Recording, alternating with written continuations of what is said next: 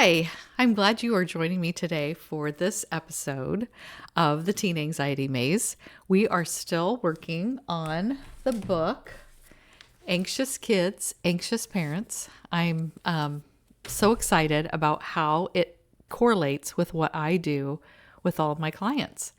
And so if you've been listening to these and you're like, I wish my kid had these skills in place, and I know you can teach them to them. You can get the book and figure it out, but sometimes you need help or support with that. I would love to be the person that could help you get these skills in place for your child so that they can do all the things that they want to do in this life, and that you can not worry so much about what's going on with them, and you have somebody that you can, that's helping you along the way in this anxiety journey of managing it and dealing with it. So today I want to talk to you about how worry can give you amnesia. Did you know that worry can make you forget? Think about times when you've been worried about something, like doing a task of some kind, or like going to a new job or giving that speech. And when you're when you're really worried about it, it's like your brain tells you that you have no idea how to do this thing, that you're never going to figure it out, or that it's going to be a disaster and there's nothing you can do about it because you don't know how to do these things. My brain tells me those things too. But that's how worry can give you amnesia or make you forget. So we need to just be able to take the information and experiences we already have in our lives and use them to transfer some of those skills into new situations. Of course, we're not going to know what a new school year is going to exactly look like, or what the new teacher is going to be like, or what that first date's going to be like. I mean, there's a lot of unknowns in the world, and we have to be ready for those. And so we're not going to know everything about it, but we're going to be able to take experiences that we had in the past school year to use in the new school year. Or with past teachers, if you are very old, you've probably had a good and a bad teacher. And so you can take those experiences and use them in your new situation, whether the teacher is good or bad. If your date is good or bad, you've probably had both situations. Now, if this is your very first date ever with anyone, then you might not have a bad or good experience to go on, but you've had bad or good experiences with people just in meeting them at a store or somebody in your class. So you can use those prior experiences to help you in the new experience. So even though your brain's going to tell you you don't know how to do it, it's going to be terrible, you don't know anything about it, you really do. Think about if you were going to go on a trip to Europe and you've never been there before. You don't know exactly what it's going to be like to navigate Europe because you've never been there. But you've been on other trips and you've experienced how to do things in other areas in a new part of your town, or a new town across the way, or whatever. Like, you have these experiences of traveling and figuring things out and problem solving, and you just take that experience and you put it in the new situation. So because our brains like to tell us we don't know what we're doing and make things into a much bigger deal than they usually are, when you have that very first cue of feeling like you're going to get anxious, and you start the process that we talked about a long time ago now, because we've been doing this will be the 6th session, I think, on what these different steps are. But when you expect to worry, like, of course I'm worried on the first day of school, of course I'm going to be worried about dating someone. When you think about that, I want that to remind your brain that also I need to look for past experiences and successes that I've had, maybe not exactly like this one, but what can I draw from in the past that I can do and that I feel somewhat confident about, and how can I put it into this new situation? If we listen to our brains when they tell us that we don't know what we're doing. We've never done this before. It's going to be a total disaster. We're never going to do anything because our brain's always telling us these things. Our brain tends to go to the negative. And so we don't want to listen to what our brain is telling us. We want to be able to go forward even when it seems scary.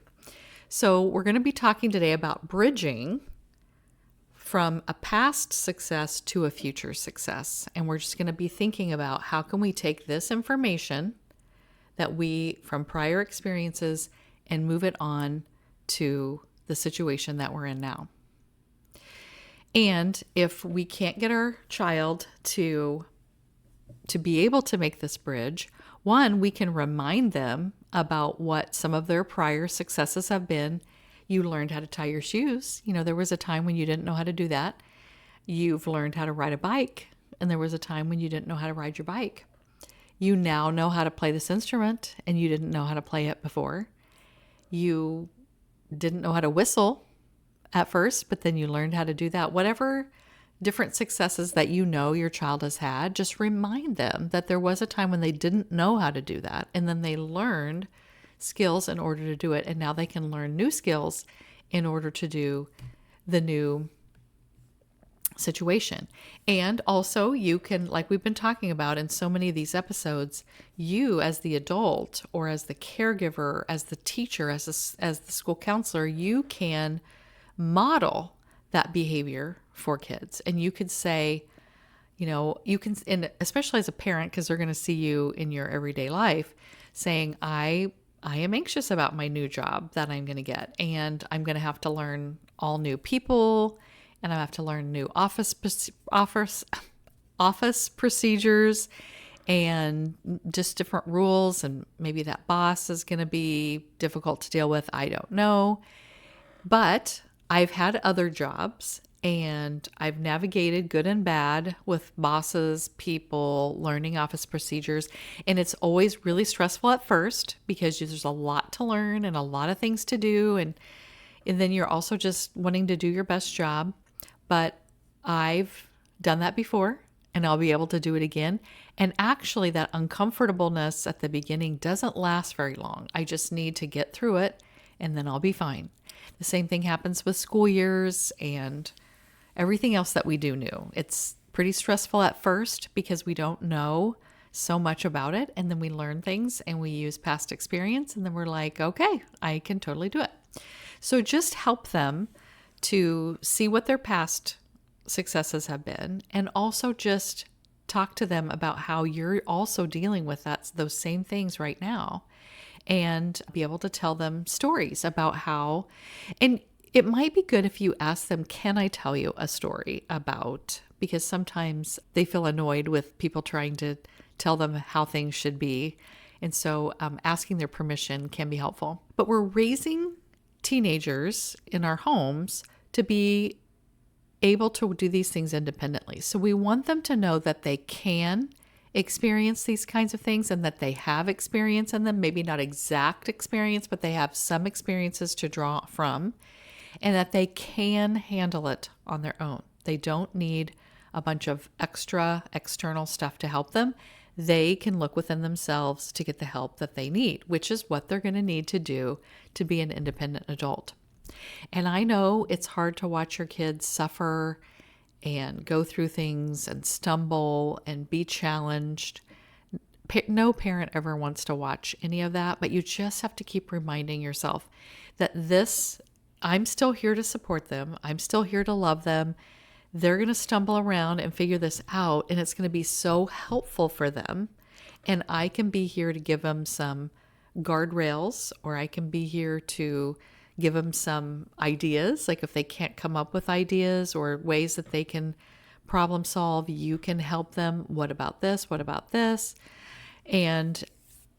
But I would first ask them, what is your plan? And if they're not able to come up with any kind of a plan, then start giving some ideas. Well, you could maybe try this, you could try this, and let them figure it out and make sure that they follow through with the plan, not you following through with the plan. And if you think about the episode Talking to Your Worry, where we made our worry a character and then we talked to it, and said, Worry, we don't need you here today, or I'm feeling fine. Of course, Worry, I knew you'd show up, but I've got this handled. I can figure this out. Remind them how they're going to talk to their worry about this new experience and how they're going to talk themselves through it, because we want them to be self-sufficient in being able to handle their anxiety. And the more that they do this, the more comfortable things are going to become. They're going to be able to handle challenges and setbacks and adversity because they've learned how to do it. So this is kind of pretty much the end of like the strategies or the ideas of tips of things to do. The next lesson which is the last lesson in the book, is how we're going to put all this together into one plan or one idea. But all these things you can be practicing ahead of time, and you probably should be, so that when you put it all together, it totally makes sense. So let me know how it's going, and contact me if you need help with your teen doing these steps, because I can help them.